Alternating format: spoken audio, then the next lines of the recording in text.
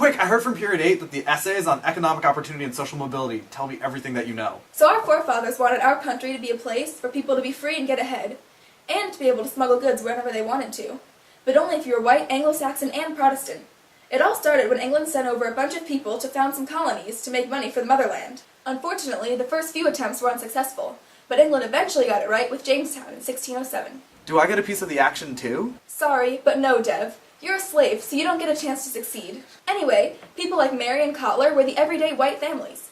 Cotler started out as an indentured servant, but he was one of the few lucky ones who got his payment of land and got a chance to get ahead. I love farming. We wouldn't get this kind of land in Europe. Never mind the long hours, the backbreaking work, and the uncertainty we face every single day. At least you have enough land to vote. It used to be my people's land. Now it's our land. By the 1750s, the colonies were bustling with England's policy of salutary neglect. There's so much smuggling here. Here's some bribe money. Never mind.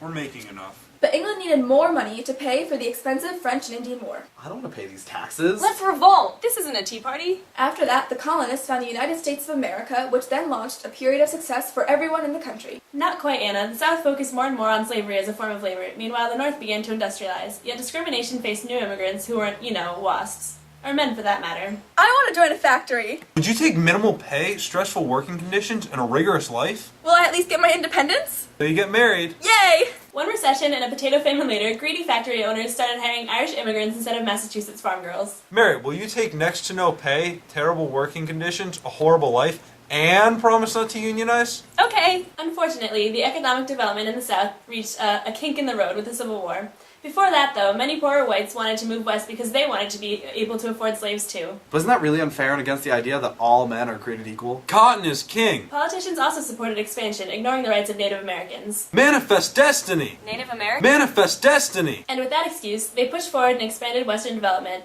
Then, after the Civil War and the end of slavery, there was finally equal opportunity for all. Was a common punchline at Democrat conventions. Many undesirable immigrants from South and East Europe started to pour in, along with various Asian ethnicities. They all came into Ellis Island with the hopes of finding new economic opportunities unheard of in other parts of the world. Now do I get a chance at success? Not really. The South passed many Jim Crow laws in the 1870s and 80s restricting your ability to do, well, everything. So my options are... You can be a tenant farmer. At least I'm not a slave. Well, you have travel restrictions, entertainment restrictions, working restrictions. You can't use public facilities, and you're trapped into a cycle of never-ending debt. So I'm essentially a slave. Well, we can't legally abuse you. Well, if a white person did lynch you, we wouldn't convict him. Once you die, your children are stuck in your cycle of debt. Many of the new immigrants faced discrimination too. Well, I guess I'll just go support my local boss then. Many immigrants, except the excluded Chinese, found solace in the highly corrupt boss system. The bosses, like Boss Tweed, provided protection, welfare, and other economic opportunities that helped elect them in some very unfair elections. Eventually, though, progressive reform happened, and then World War I. At this time, many a factory owner declared, I love war. The whole country profited from war production, launching America onto the world stage as a significant power. This prosperity continued well into the 1920s right into The economy collapsed in the Great Depression. It was very depressing. Some people lost everything, like Johnny Cashman, portrayed in the phenomenal film The Last Fall. Anyways, everyone was kind of Why can't I find a job? Is it because you're a woman? No, it's because there are no jobs. We're all pretty I think it's time for a new deal. I'm President Roosevelt, and I'll fix the economy with my plan. Also World War II. Gosh, we should enter wars more often. Best stimulus package ever. Now do I get a chance? Well, kind of. Blacks were given more and more opportunities during the war. So were other ethnicities. Basically, World War II was a Prozac to our depression, although after the war. The GI Bill presented many educational opportunities, cheap mortgages, and easy money for veterans who had fought in the war. Plus, under Truman, in the Korean War, there were many blacks fighting in integrated units. And in 1964, the Civil Rights Bill passed, ending discrimination. Yay! Well, legal discrimination anyway. Also, immigrant restrictions also kind of went away, but minorities still had to fight hard for their own civil rights.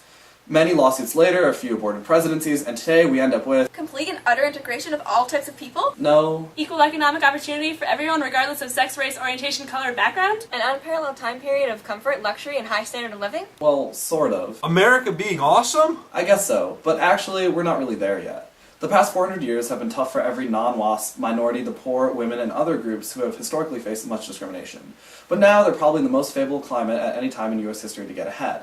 However, we do have a long way to go to bridge the ethnic income gap. Though we have plenty of opportunity for growth, development, and personal enrichment, we have much more to go in terms of equality. Our founding fathers themselves were probably only looking for a country that provided opportunity and social mobility for white males. But we are getting closer to the utopian ideal of upward social mobility and equal opportunity for everyone that would really make America exceptional. Hopefully, in a few decades, we'll see ourselves as the prime global example of progress. For now, though, let's focus on doing the best we can. Because America's had a great history of rewarding those who do. Well, if you're a WASP anyways.